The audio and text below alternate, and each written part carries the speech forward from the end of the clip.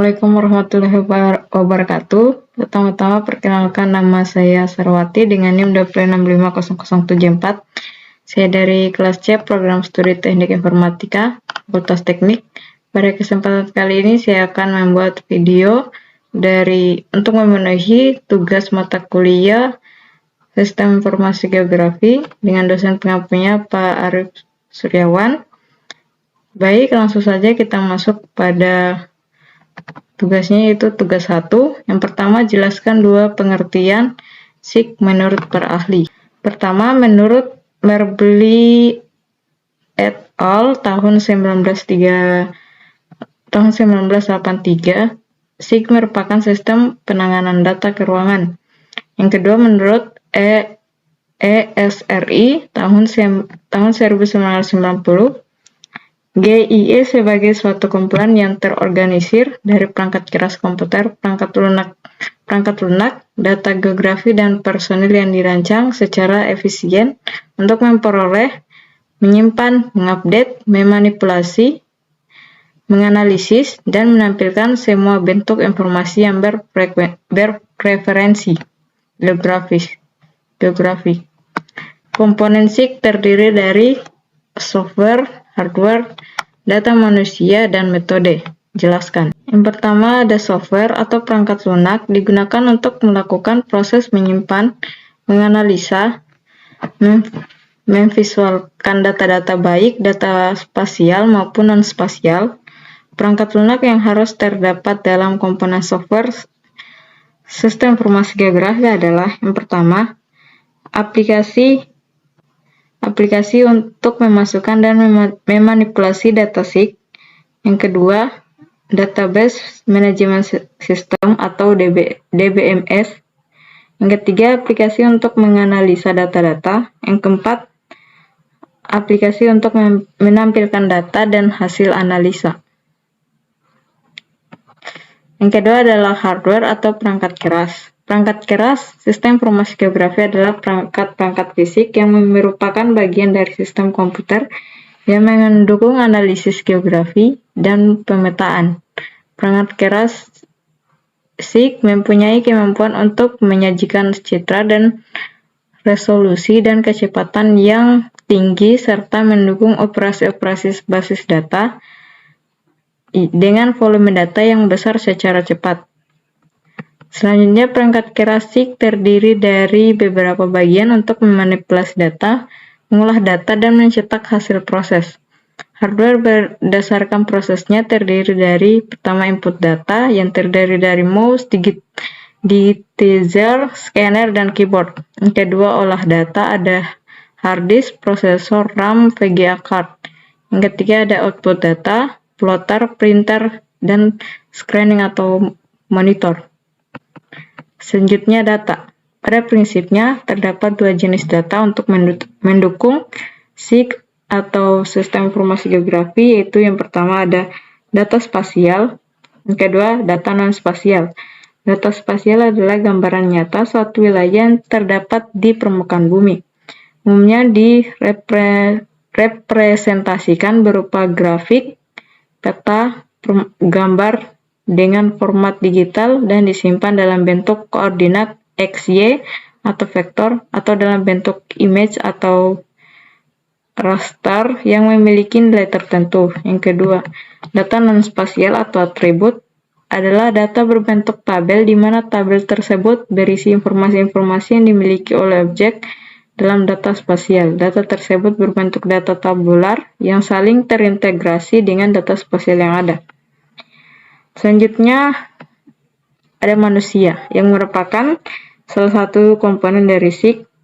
Manusia merupakan inti elemen dari SIG karena manusia adalah perencana dan pengguna dari SIG. Pengguna SIG mempunyai tingkatan seperti pada sistem informasi lainnya, dari tingkat spesialis teknis yang mendesain dan mengolah sistem sampai pada pengguna yang menggunakan SIG untuk membantu pekerjaannya sehari-hari. Dan yang terakhir adalah metode.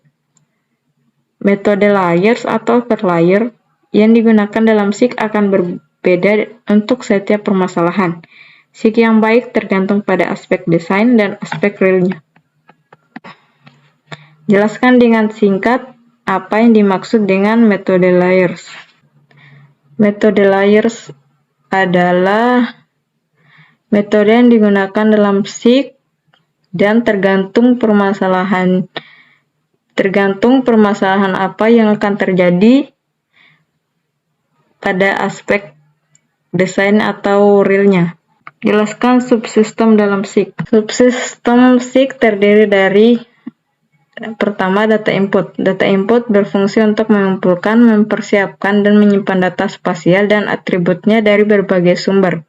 Subsistem ini pula yang bertanggung jawab dalam mengkonversikan atau mentransformasikan format-format data aslinya ke dalam format yang dapat digunakan untuk perangkat SIG yang digunakan.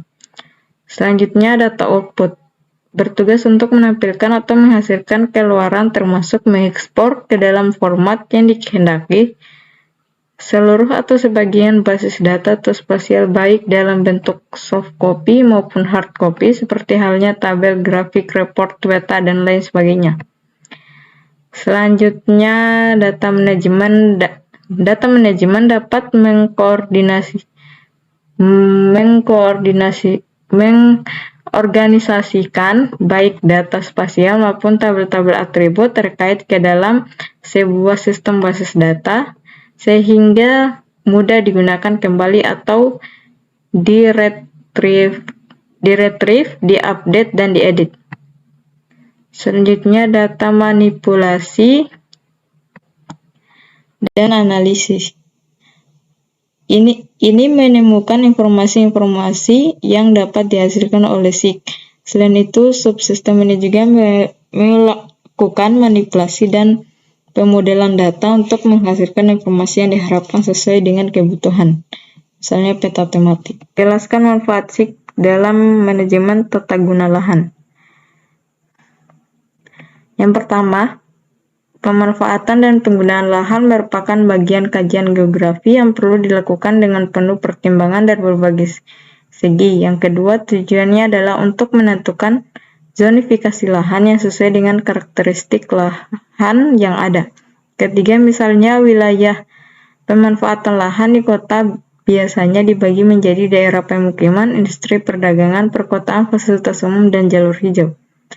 SIG dapat membantu pembuatan perencanaan masing-masing wilayah tersebut dan hasilnya dapat digunakan sebagai acuan untuk pembangunan fasilitas-fasilitas yang diperlukan. Selanjutnya, soal terakhir adalah jelaskan manfaat SIG dalam penataan kota.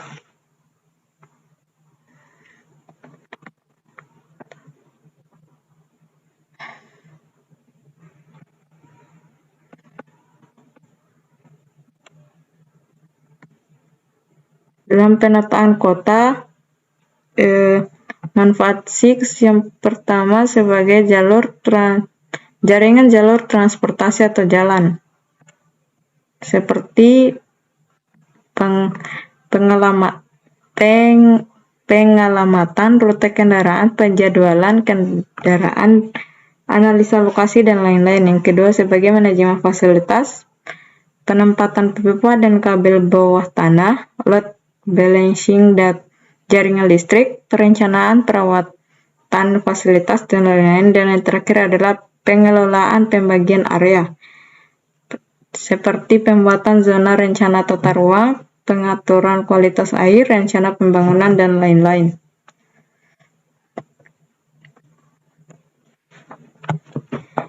Serasa mungkin itu saja yang dapat saya jelaskan. Lebih dan kurangnya saya mohon maaf. Saya akhiri dengan ucapan wabillahi taufiq wal hidayah. Wassalamualaikum warahmatullahi wabarakatuh.